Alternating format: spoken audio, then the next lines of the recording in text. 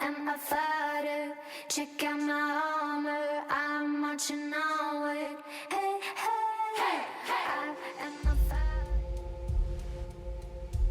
I knew I couldn't outrun them, but my hope was that by screaming that in the middle of a dark street, I've brought attention, putting out there that I do not have anything of value other than my person.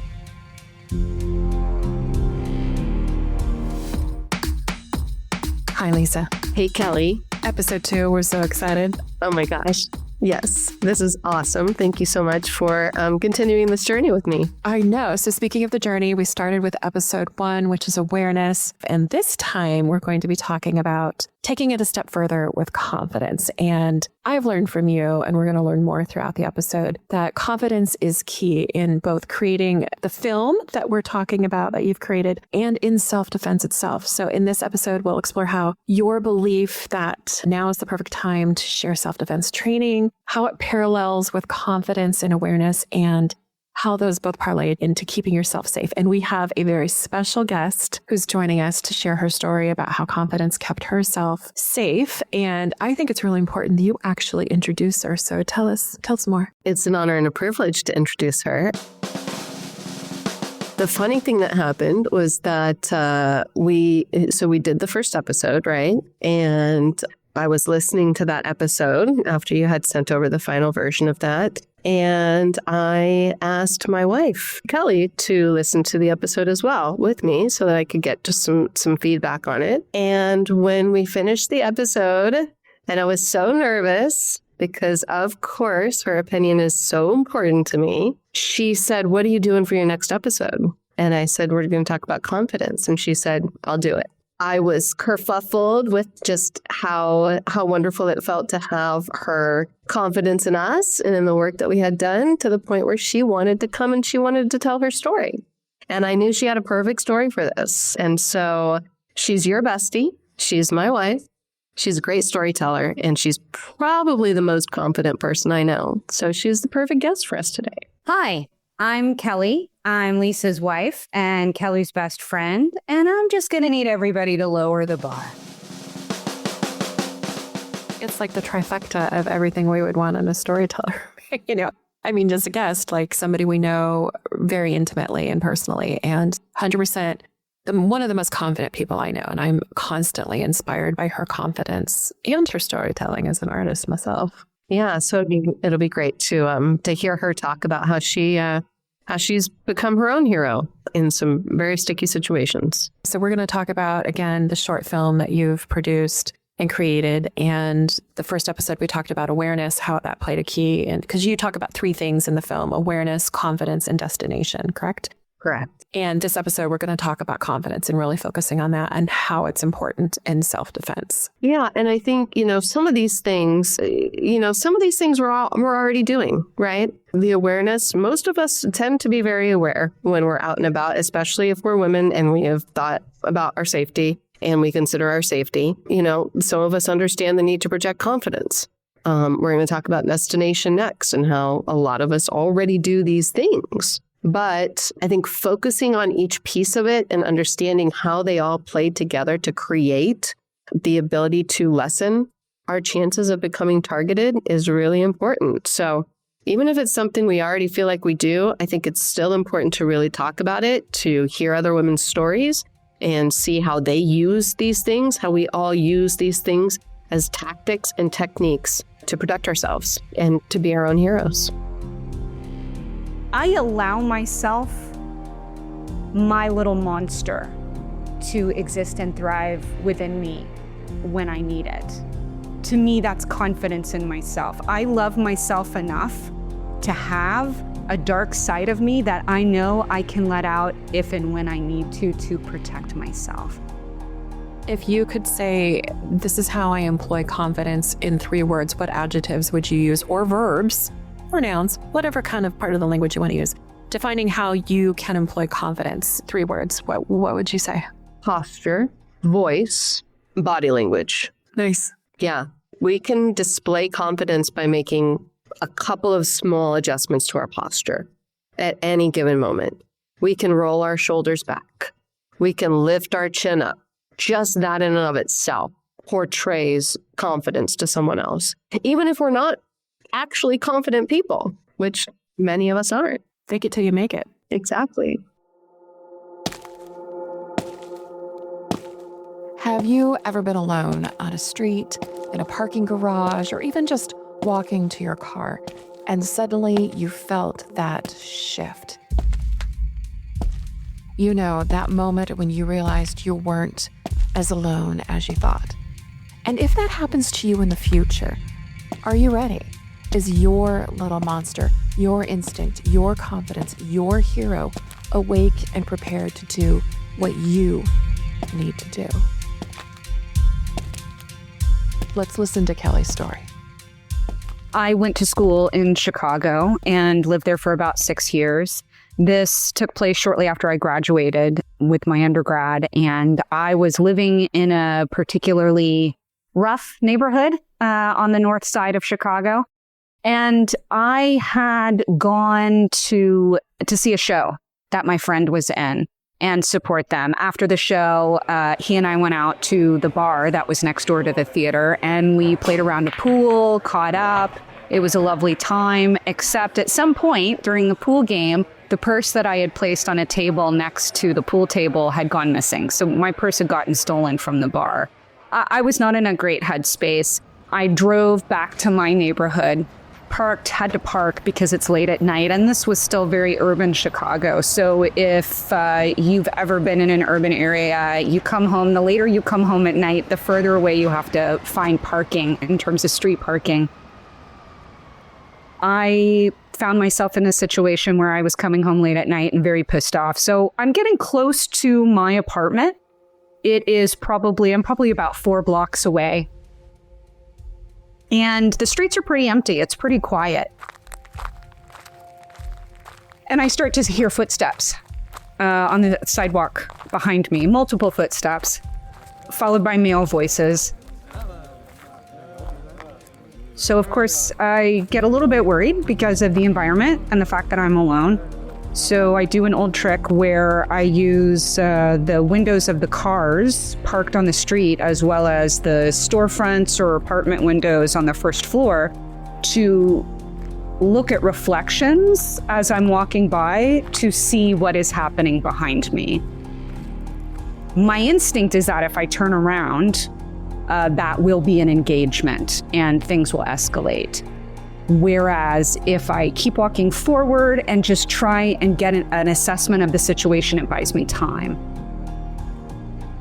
So I'm looking in the windows and I can see it's 4 young men, and they are definitely in a group together, and they are walking about a half block behind me as I'm making my way. I take a turn. They take the same turn. So my red flags go up again.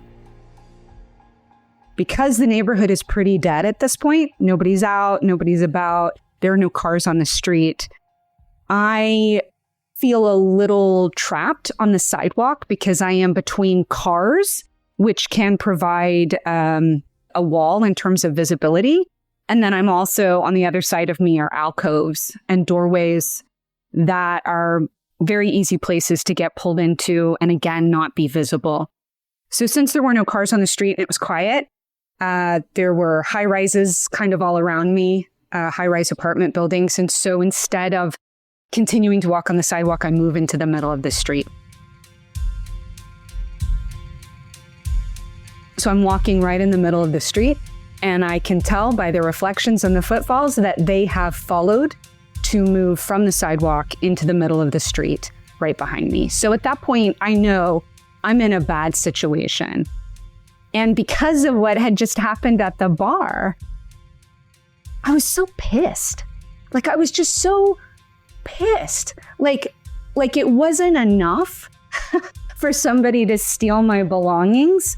Now, even now on my way home, I have this threat of harm to my being.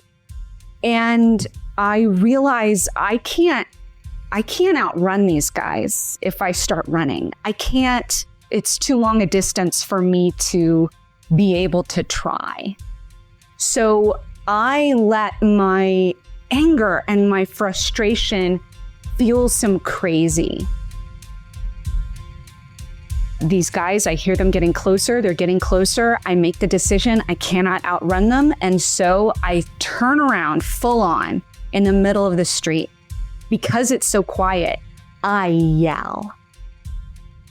And what I yell is, look, I don't have anything on me. My purse just got stolen. So I don't have shit. So why don't you guys just fuck off?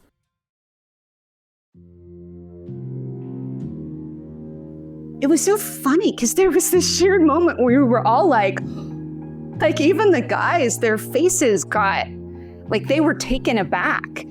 And in that shock, I turned around and took off. I knew I couldn't outrun them, but my hope was that by screaming that in the middle of a dark street, I've brought attention.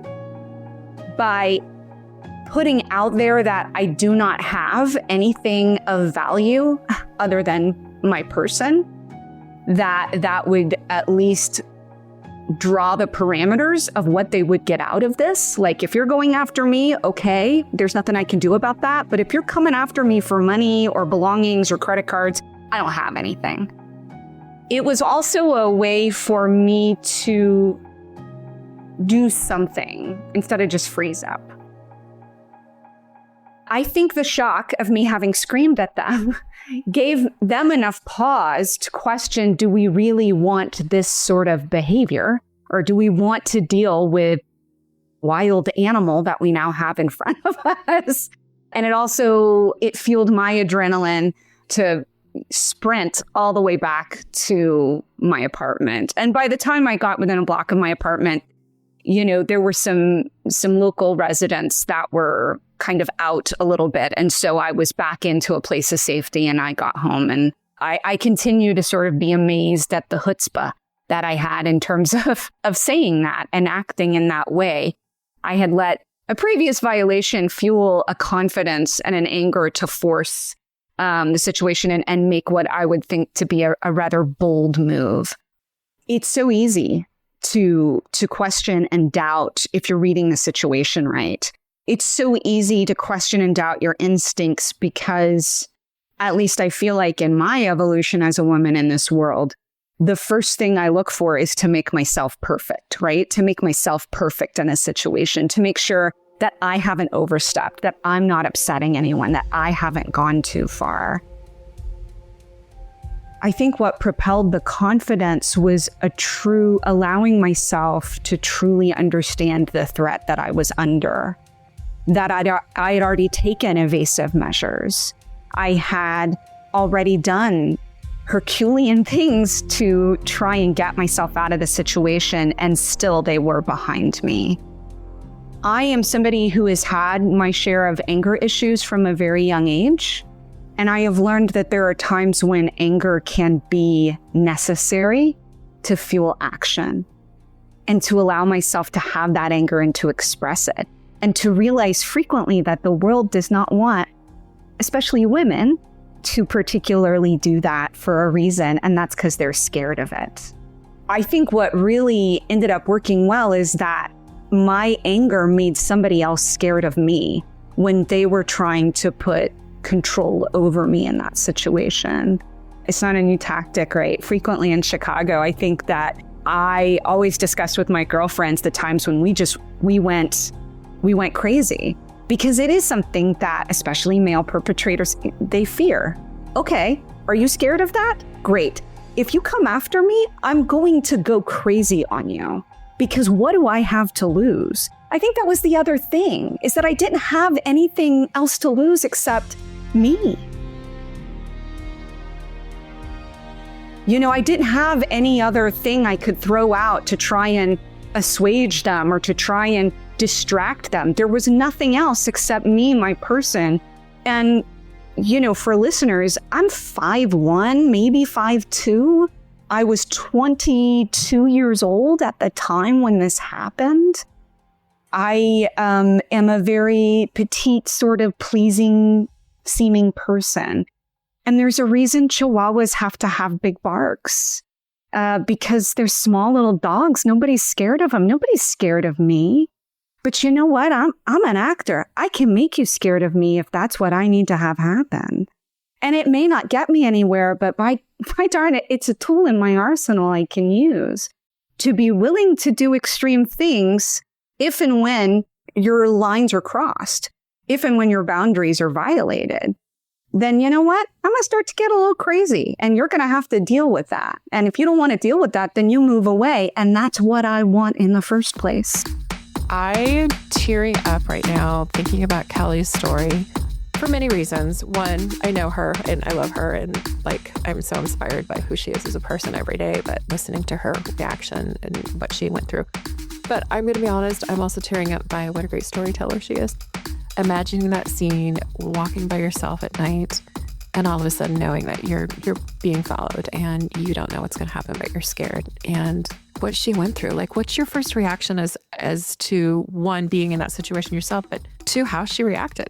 It's so interesting as young people how we face threats differently than when we have a few more years under our belt and sort of understand the direness of some circumstances. And like, I remember when that happened, and, you know, we were courting. We weren't a couple yet, but we were courting, you know, and I remember her telling me that story and just being like, oh my God, that's such a badass thing. And it not honestly striking me how incredibly dangerous and scary that situation actually was, until I sat here today and I listened to her tell that story. And I'm tearing up right now because I'm just imagining little baby Kelley, you know, at 22 years old, like having to face something like that. And I'm so proud of her, obviously, for how she reacted, for being her own hero. We always talk about, you know, being your own hero. It's such a perfect, shining example of so many of the things that we teach. You know, distraction techniques, using your voice as a weapon, you know, trusting your instincts that something is not right, and being willing to take action based upon all of those different instincts that are telling you that something isn't right. And, you know, those guys could have just been out for a midnight stroll. Who knows? They might not have been up to no good at all. But she had to trust her instincts in that moment. And I think it saved her from something that would have been truly traumatic. And I'm just so proud of her. I am too. And I'm all for, you know what, you're scaring me and I'm not going to wait to find out if you're actually going to hurt me. Yeah. So I'm going to tell you to back off now, whether it's with a fuck you, back up, or screaming, or I don't know, whatever you have to do just to stand your ground. In the last episode, you know, we talked about how some guys get it. Some guys understand, you know, we talked about our friend Josh who'll cross the street so that he's not just walking behind a lone woman, you know. And I think that's very important to this story as well. Like, okay, gents, if you aren't up to no good and you don't have any, you know, bad motives in what you're doing, maybe don't follow a woman, all four of you, in the middle of the night into the middle of the street, you know? So the idea of I'm going to react first, I think, is incredibly valid when you're put in a situation like that. And if they didn't want to be yelled at, or if they didn't want to be surmised to be doing something untoward, maybe they should have been more attentive to what that situation was. Yeah. Oh, well, you know, it's interesting. The last episode was about awareness, and that really fed her confidence. Yep. She was aware of what was going on, so she was able to use the confidence that she had to catch them off guard. Yes, absolutely. To catch them off guard, to let them know she was aware of them, and to let them know that, hey, I am not going to be an easy target for you. And we talk about that in the film, that predators want an easy target. They want somebody who's not going to fight back. They want somebody who's not going to make a fuss. So the second you let somebody know who may be targeting you, hey, look, I'm not going to be an easy target for you, that can be a deterrence in and of itself. And in fact, it was the perfect deterrence for her, in that in that instance. And I think what's interesting for her is she's an actress, so she's got the confidence in her voice and just that tool set. So Yeah. I think whatever you have to do, if you're listening, if you're maybe not somebody who likes to use a big voice or big body language, finding the tools that will help you do that, I think would be good. Yes, having confidence is a deterrent, but I think that confidence is also, it's about how you access it and trusting your instincts on when you need to access it and not apologizing. We have to do the most ridiculous things to get to work. We have to do the most ridiculous things to move through the world. We have to do the most ridiculous things to be safe in our homes or safe in our devices. So if I have to go to great extents to do that, I need to know that I'm worth it and trust everything my body and my mind is telling me in those situations to deter being a victim. So Kelley had all kinds of confidence and continues to have confidence every day in her life, and that kept her safe. You have had the confidence to do something new and make this short film that you've made. We talked about it in the first episode. What's the film called again? It's called 3 Things. So the 3 things are awareness, confidence, and destination. Bum, bum, bum. It was a Morris Time Betty Grayson study that was done to evaluate how predators target people for attack. And if we are mindful of these 3 specific things, 9 times out of 10, we can keep ourselves from being attacked or targeted for a threat in the first place. What kind of obstacles can we overcome to get ourselves to a place of confidence so we can act like Kelley and take care of ourselves? If somebody else is not going to help us, we can be our own hero. What can we do to find that confidence? Well, I think it's, there are things that we can do in terms of our body language, our posture, our voice, like we just talked about, that can portray confidence, even if we are not naturally confident people. Most of us aren't, I'm certainly not a naturally confident person. Through my defense training, I've been able to, up that a little bit, but we can be attentive to it. We can understand how to use our voice. We can understand what type of body posture says to someone else, hey, she's not going to be an easy target. She might fight back. And especially our body language and what that communicates, right? It's all about nonverbal communication in terms of body language. And then you add the verbalization to that of our voice and the ability to use our voice as a weapon. And all of those things in concert with each other portray confidence. It can leak into you, So even if you're not super confident and you do these little things to quote unquote portray confidence, sometimes that can help us become a little bit more confident and not just be portraying it. I like that. Well, confidence is an action a lot of times, right? Not just a state of being, it's an action. That's right. Absolutely. I remember years ago when I was living in San Francisco and I did the Beta Breakers race. And when you start on one side of the city and you go to the other, from the Beta to the Breakers. And at the end, we had to take like Muni, which is like public transportation back to our cars and stuff. And one of my friends who did it with me, she was an older woman. And we were all crammed into the Muni. And this guy was crouching up behind her and being really inappropriate. And she's like, Kelley, She was not a person who was a confrontational person. I don't like to be confrontational, but I was tired. And I wanted to not be encumbered with assholery. And so I turned around and faced him and I said, what the fuck is your problem? Back the fuck up. And even if it was just me being tired and having done something that was physically exerting, that gave me the confidence because I just didn't want to deal with it, he backed up. And then when she saw that, she turned around and said, yeah. And she found the confidence to speak up too at that point. So confidence can be contagious too. Absolutely. And the other thing that I think is great about that story is that who knows if you would have done that if it would have been you. I'm betting there was a part of you that did that because it was her, because he was inching up on someone you cared about. And so in your tired state, in your exhaustive state, which can bring things out in us at times that we didn't know were there, you got angry because this was somebody coming up on your friend.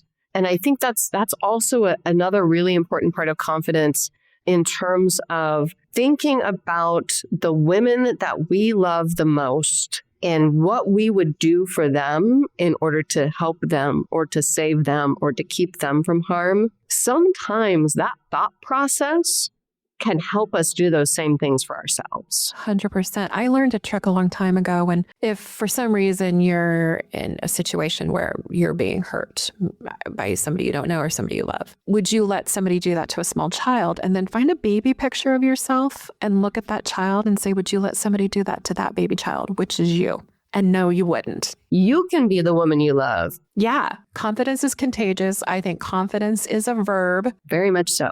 And so for the film, again, your character, your lead character, she finds confidence through the course of the story in the film to protect herself, right? Yes, she does. Yeah.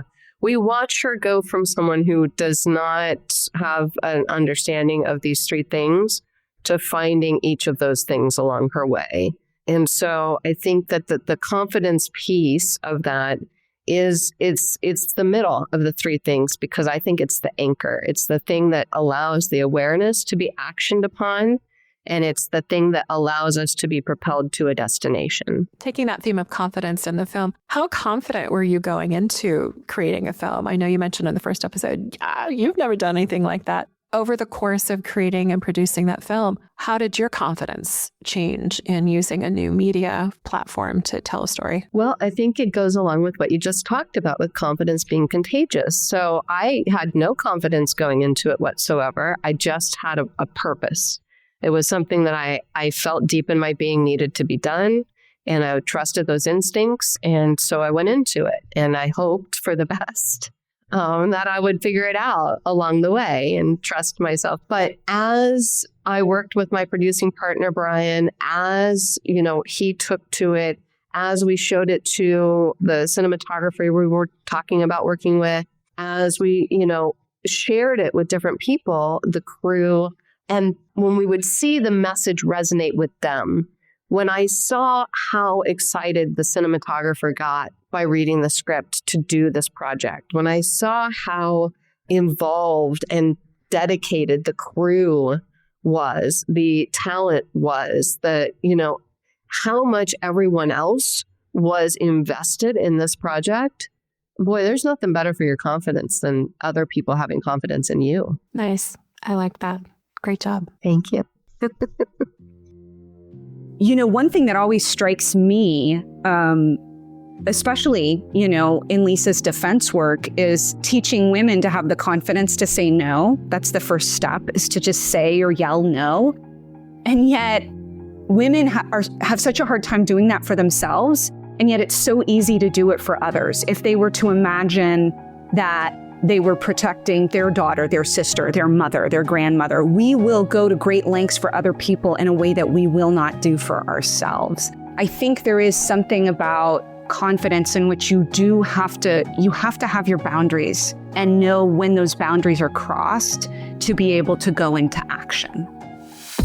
What is the one thing that we can do? You talked about the three things that people could do in 3 words to find that confidence. But what's one way that people can gain those abilities? Is it taking a class? Is it reading material? Is it talking to friends? Like, what action can somebody who's listening right now? Okay, I want to learn how to be confident. Let me go do this. What can I do? Well, there's no magic pill. I think if there was, it'd be a better world. I would like to take that magic pill myself if we could find that. But I think that there are little actions we can take. And absolutely, one of them is to take a class, to take any sort of self-defense class that you can find. Wherever you are, whatever it is, whether it's, an intro martial arts class, whether it's a women's self-defense class, whatever it is, being around other people and learning curriculum that focuses on this sort of stuff is a great place to start. Second, I think you have to acknowledge that it's okay if you don't feel confident. You do not have to feel confident in order to act confidently in the world. It's the great phrase that we've used before. It's the fake it till you make it, right? You hold yourself and carry yourself as though you are confident. And sometimes the wonderful thing is, like I said, it can leak in. You know, they talk about I read this study about the superhero pose, right? If we stand with our hands on our hips and our shoulders broad and our chin up, that actually helps us somehow biologically, physiologically. It sort of leaks into our psyche and helps us to feel more confident. So when you learn how to carry yourself with confidence, and again, it's just a matter of rolling those shoulders back, pulling that chin up, even a little tightening to the core is great. You know, those little tiny movements, those little adjustments that we make to our posture, just even the shoulder roll back, can change how we feel about how we're interacting with the world and other people. Making those adjustments to your posture and talking story. I have family in Hawaii, and one of the sort of local colloquialisms that they use is called talk story. So let's go talk story. And it's just for when you're just sitting around with friends and you are literally just telling each other your own stories, whether it's from that day, whether it's from your life, whatever it is, let's go talk story. And so I think doing that with our female friends, with our female colleagues, coworkers, family, whatever, figuring out how we all can support each other in finding more confidence. Like I said, there's nothing to instill confidence in someone than seeing someone else have confidence in you. So a lot of times those exchanges can be so valuable just because you get that energy from your friends, you know, from your ladies. You get their energy and that makes you feel more confident. And I think that is a really important aspect of it as well. 100%. And if you know somebody else has experienced something that you have experienced or currently experiencing, then you're like, oh, I'm not alone. Somebody else understands this and I'm not alone. Yes. And there have been other women that have been in my position and, you know, I can be my own hero for myself. Yeah. I mean, we have to, right? We do. Absolutely. Oh no, Lisa, I almost forgot. Our next episode takes us to Paris. Yes, Paris. A crowded station, a shopping mall, a gut feeling, and we learn how destination can lead you to safety. Thank you so much, as always, for having your ears on this podcast, everyone. We appreciate you all so much. And hey, do us a favor, do yourself a favor, like, share, subscribe so we can get the word out for this podcast wherever you're listening. All right, stay safe out there, everybody. Watch out for motherfuckers. And shine on, diamonds. I am a fighter, check out my armor, I'm marching onward.